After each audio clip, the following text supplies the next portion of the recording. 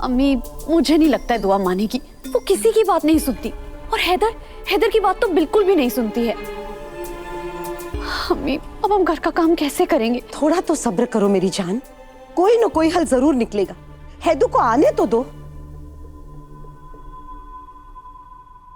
अम्मी वो देखिए हैदर।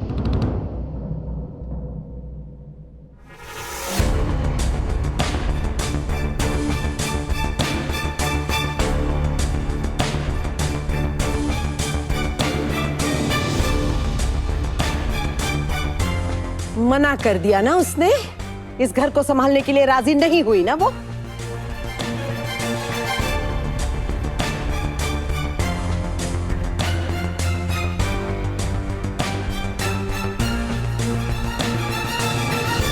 बोलना। दुआ पहले की तरह इस घर को संभालने के लिए तैयार है अम्मी।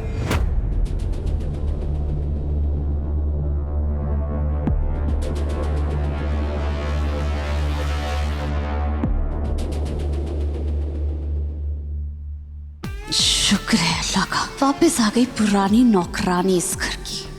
अब मैं आराम कर सकती हूँ। गजल बेटा तुम जाकर आराम करो, तुम्हें आराम की सख्त जरूरत है। जब इनकी चहेती दुआ खाना बना देगी मैं तुम्हें बुला लूंगी। चलो। 1 मिनट अम्मी।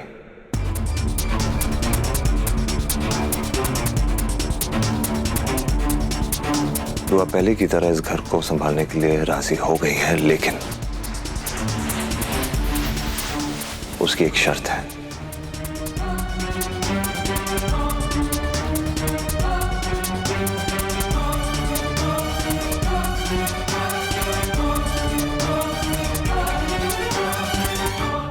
तभी मैं कहूं इतनी आसानी से कैसे मान गई कमबख्त।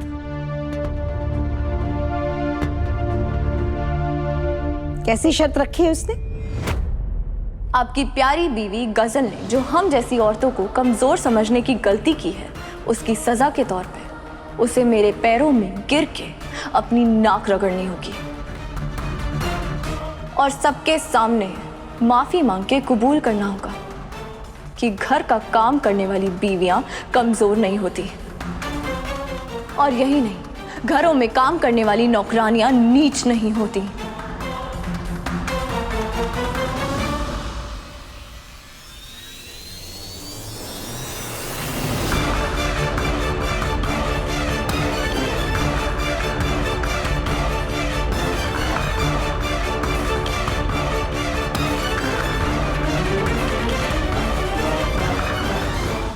इतना गुरूर, इतना घमंड, कम सर्फ ने सारी हदें पार कर दी है।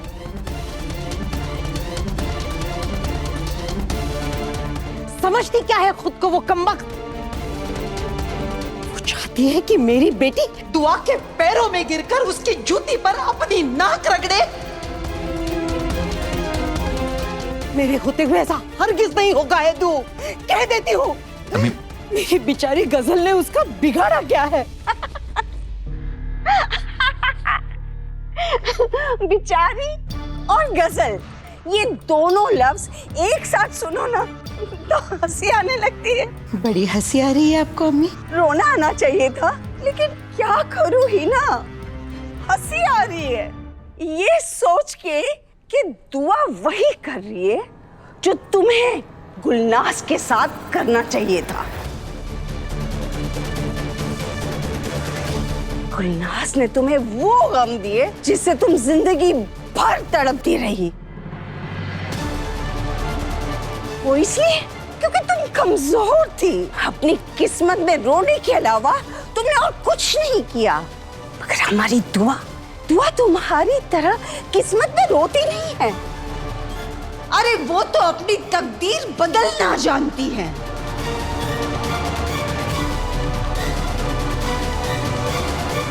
अरे हमारी दुआ शेरनी है, शेरनी, जो अपने गुनहगारों को चीर के रख सकती है। अपने हक के लिए वो रोती नहीं है, हक छीन लेती है वो, समझी?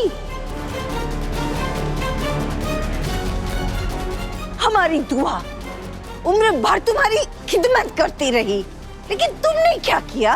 ये गजल के आते ही गिरगिट की तरह रंग बदल दिया है ना।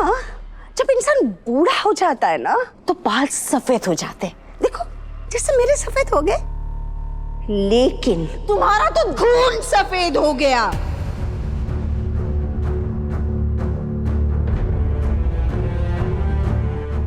बस कीजिए अम्मी, बहुत सुन लिया मैंने। हाँ, मैं कबूल करती हूँ, राहत साहब की मोहब्बत के लिए मैं तरसती थी, लेकिन मेरा खुदा गवाह है, खुद अकेले घुट घुट कर मरती रही मैं, कभी किसी को तकलीफ नहीं दी।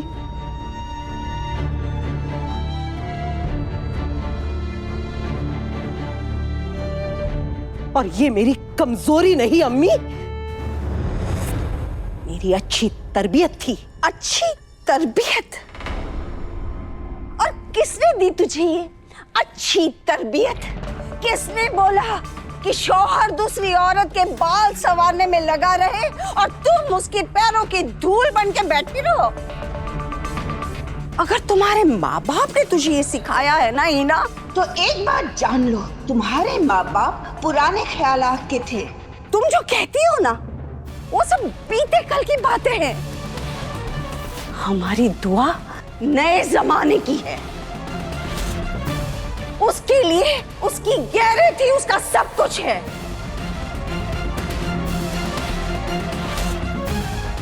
तुम तो इस घर की पायदान बन के रही हो। हर कोई आकर उस पे पाँव पोंछ कर जाता था, लेकिन मेरी दुआ को ये मंजूर नहीं रहेगा।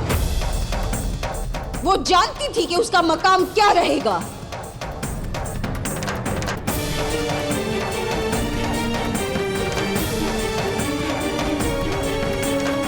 तुम्हारी इस गजल ने सिर्फ दुआ की ही नहीं बल्कि पूरी औरत जात की तौहीन की है। इसे तो माफी मांगनी ही चाहिए। ये बेहूदगी मेरे सामने नहीं होगी अम्मी।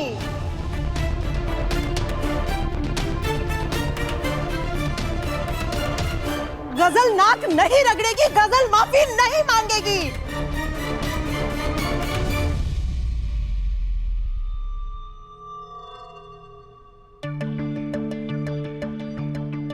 बस यही मौका है रूहान के दिल में हैदर और दुआ के लिए और नफरत भरने का। अम्मी आप मेरी हिमायत मत कीजिए, मैं माफी मांग लेती हूँ।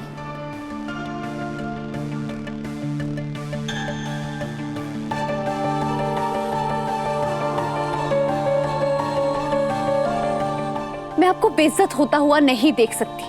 अगर इसी में हमारे घर की भलाई है तो यही सही। किस घर की बात कर रही हो बेटा? घर तो घर में रहने वाले इंसानों से बनता है, और इस घर के लोग तुम्हें जलील करने का एक मौका नहीं गवाते। तुम इनके लिए खुद को जलील नहीं करोगी, चाहे हमें भूखा क्यों न मरना पड़े। रहने दीजिए अम्मी, अगर दुआ को मेरी बेइज्जती करके खुशी मिलती है और इसमें हमारे घर की भलाई है तो मैं माफी मांग लूंगी।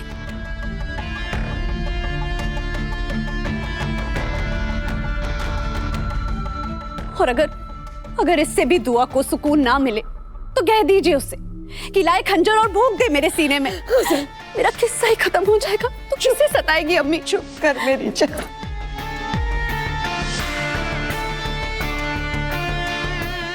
बुलाओ दुआ को, मैं माफी मांगने के लिए तैयार हूं।